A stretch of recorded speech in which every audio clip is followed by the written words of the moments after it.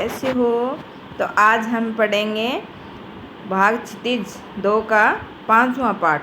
कक्षा 10 भाग क्षितिज 2 का 5वां पाठ पढ़ेंगे। सूर्यकांत त्रिपाठी निराला। ठीक है, तो 4 पढ़ चुके हैं, अब 5वां पाठ है। अब इनका परिचय देखिए। सूर्यकांत त्रिपाठी निराला का जन्म बंगाल के महिसादल में सन 1899 में हुआ। वे मूलतः गढ़कोला जिला उन्नाव यानी उत्तर प्रदेश के निवासी थे। निराला की औपचारिक शिक्षा 9वीं तक महिसादल में ही हुई। उन्होंने स्वाध्याय से संस्कृत, बांग्ला और अंग्रेजी का ज्ञान अर्जित किया। वे संगीत और दर्शन शास्त्र के भी गहरे अध्येता थे। रामकृष्ण परमहंस और विवेकानंद की विचारधारा ने उन पर विशेष प्रभाव डाला। किसने? रामकृष्ण परमहंस और विवेकानंद की विचारधारा ने। निराला का पारिवारिक जीवन दुखों और संघर्षों से भरा था। आत्मीयजनों के असामयिक निधन ने उन्हें भीतर तक तोड़ दिया था। यानी निराला का जो पारिवारिक जीवन था वो बहुत ही दुखी था। उनके सब परिवार वाले ख़त्म हो गए थे। पत्नी और चाचा ताऊ सब इसके क्या हैं, माता पिता सब खत्म हो गए थे। एक बेटी बची थी, वो ही 17-18 साल के बाद वो ही चली गई थी। तो इन पर दुखों का पहाड़ सा ही टूट गया था। तो वे उन्हें भीतर तक तोड़ दिया। साहित्यिक मोर्चे पर भी उन्हें अनवरत संघर्ष किया। सन 1961 में उनका देहांत हो गया। उनकी प्रमुख काव्य रचनाएं हैं अनामिका, परिमल, गीतिका, कुकुरमुक्ता और नए पत्ते।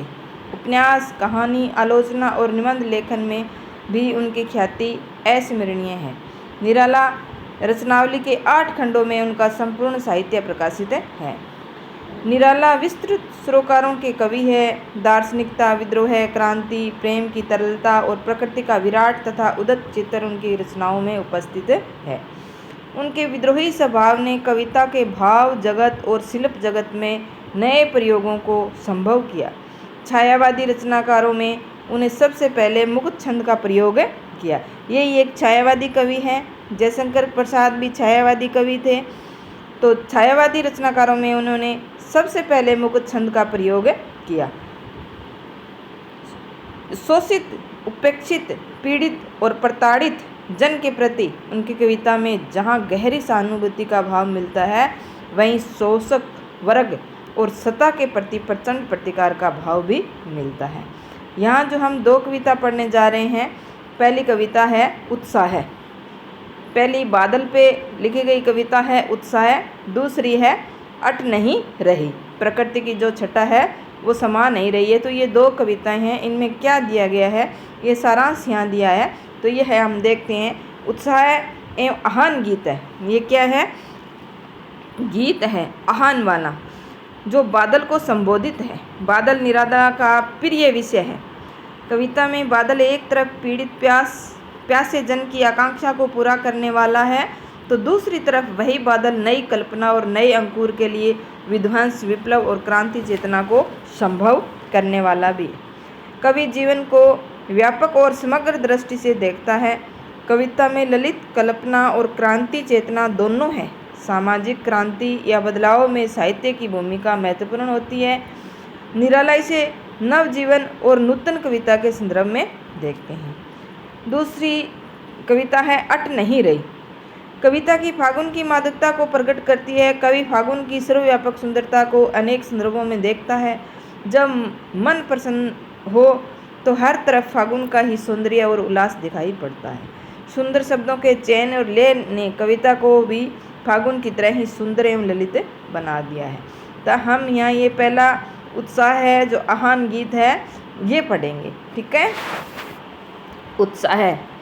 बादल गरजो, घेर घेर घोर गगन धराधर ओ, ललित ललित काले घुंघराले, बाल कल्पना कैसे पाले, विद्युत छवि उर्मे कवि नवजीवन वाले, वज्र छिपा नूतन कविता फिर से भर दो बादल गरजो। यानी कवि बादल को संबोधित करते हुए कह रही हैं।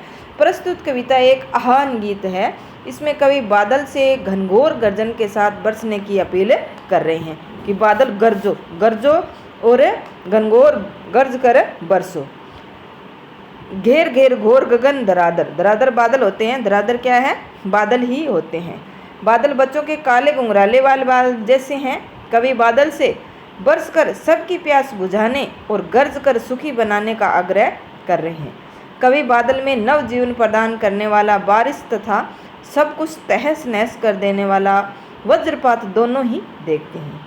इसलिए वे बादल से अनुरोध करते हैं कि वह अपने और वज्र शक्ति को अपने भीतर छुपाकर सब में नई स्फूर्ति और नया जीवन डालने के लिए मूसलाधार बारिश करे।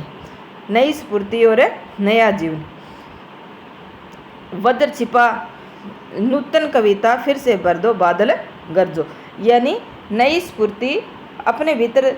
कवि है जो कठोर वज्रपात को शक्ति को अपने भीतर छुपाकर सब में नई स्फूर्ति और नया जीवन डालने के लिए मूसलाधार वर्षा करो, बादल से पुकार कर रहे हैं। ठीक है। विकल विकल उन्माद थे उन्मन विश्व के निघाद के सकल जन, आए अज्ञात दिशा से अनंत के घन, तप्त धरा जल से फिर शीतल कर दो बादल गरजो। यानी आकाश में उमड़ते घुमड़ते बादल को देखकर कवि को लगता है कि वे बेचैन से हैं, यानी विकल, विकल का मतलब होता है बेचैन, बेचैन से हैं। तभी उन्हें याद आता है कि समस्त धरती को शीतलता का प्रदान करने के लिए भीषण गर्मी से परेशान कर रखा है ना। विश्व के निघाद, निघाद यानी गर्मी से सकल जन, पूरी पृथ्वी है वो भीषण गर्मी से परेशान हो रही है। इसलिए आकाश की अनजान दिशा से आकर, आए अज्ञात दिशा से, आकाश की अनजान दिशा से आकर,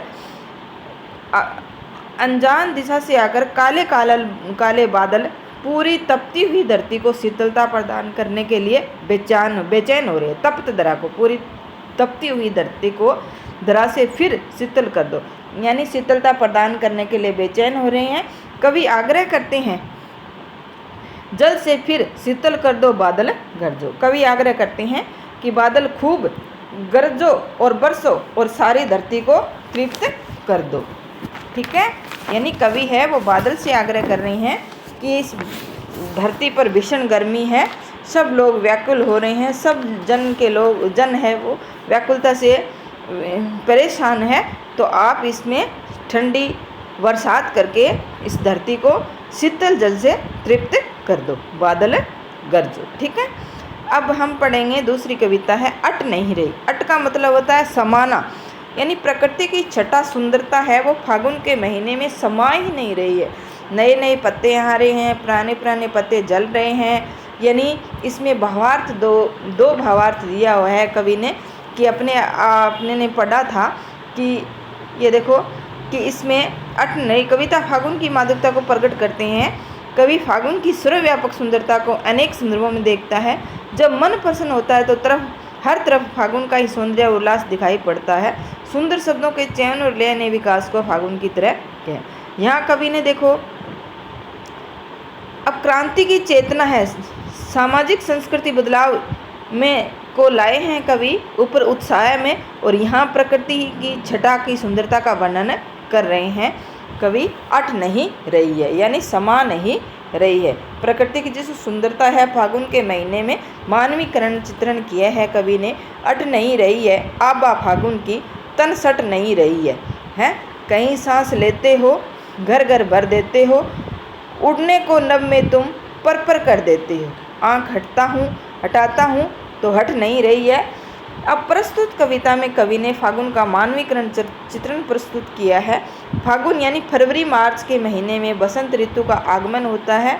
इस ऋतु में पुराने पत्ते झड़ रहे हैं, इस ऋतु महीने में बसंत ऋतु का आगमन होता है और इस ऋतु में पुराने पत्ते झड़ जाते हैं और नए पत्ते आते हैं। रंग बिरंगे फूलों की बहार छा जाती है और उनकी सुगंध से सारा वातावरण महक उठता है। इनकी हर कहीं सांस लेते हैं तो सुगंधित हवा ही आती रहती है वातावरण है वो महक उठता है। ऐसा प्रतीत होता है मानो फागुन के सांस लेने पर सब जगह सुगंध फैल गई हो। कहीं सांस लेते हो तो घर घर भर देते हो। उड़ने को नभ में तुम, यानी मानो फागुन के सांस लेने पर सब जगह सुगंध फैल गई है। वे चाहकर भी अपनी आंखें रस प्राकृतिक सुंदरता से हटा नहीं है। आँख हटाता हूँ तो हट नहीं रही है। ये वो चाहकर भी इस प्रकृति की सुंदर छटा से अपनी आँखों को इस प्राकृतिक सुंदरता से हटा नहीं सकते हैं। पत्तों से लदी डाल, कहीं हरी कहीं लाल, कहीं पड़ी है उर्मे मंद गंध पुष्प माल, पाट पाट शोभा श्री पट नहीं रही है कि इस मौसम में बाग बगीचों वन उपवनों के सभी पेड़ पौधे नए नए पत्तों से लद गए हैं। कहीं ये लाल रंग के हैं तो कहीं हरे, और डालियां अनगिनत फूलों से, पत्तों से लदी डालियां यानी अनगिनत फूलों से लद गई है। डालियां हैं वो अनगिनत फूलों से लद गए हैं, जिससे कवि को ऐसा लग रहा है जैसे प्रकृति देवी ने अपने गले में रंग बिरंगे और सुगंधित फूलों की माला पहन रखी हो है। उर्मे है, कहीं हरी कहीं पड़ी है उर्मे, यानी प्रकृति ने ऐसा लग रहा है कि डालियों पर रंग बिरंगी फूलों की फूल लद गए हैं, कलियों में खिल गए हैं। तो ऐसा लगता है कि प्रकृति ने अपने गले में रंग बिरंगे और सुगंधित फूलों की माला पहन रखी है। इस सर्वव्यापी सुंदरता का कवि को कहीं और छोर नज़र नहीं मिल रहा है, यानी इतनी सुंदरता है कि कहीं इसका छोर ही नज़र नहीं आ रहा है कवि को। इसलिए कवि कहते हैं कि फागुन की सुंदरता अट नहीं रही है। पाट पाट यानी सर्वव्यापक, जगह जगह शोभा ही शोभा प्रकृति की दिखाई दे रही है। तो कवि कहते हैं कि फागुन की सुंदरता अट नहीं रही है। धराधर क्या होते हैं? बादल होते हैं, ऊपर दिया ही है। उन्मन है, उन्मनापन होता है। तो ये पाठ पूरा हो गया है। अब इसके शब्दार्थ देखते हैं। धराधर बादल होता है, उन्मन मन की न टिकने की स्थिति यानी उन्मनापन, अनमनापन निघात गर्मी, सकल सब सारे, आभा चमक, वज्र कठोर, अट समाना या प्रविष्ट, पाट पाट जगह जगह, शोभा श्री सौंदर्य से भरपूर, पट यानी समा नहीं रही है। इस कविता में निराला फागुन के सौंदर्य में डूब गए हैं। उनमें फागुन की आभा रच गई है, ऐसी आभा जिससे न शब्दों से अलग किया जा सकता है और न ही फागुन से। ठीक है।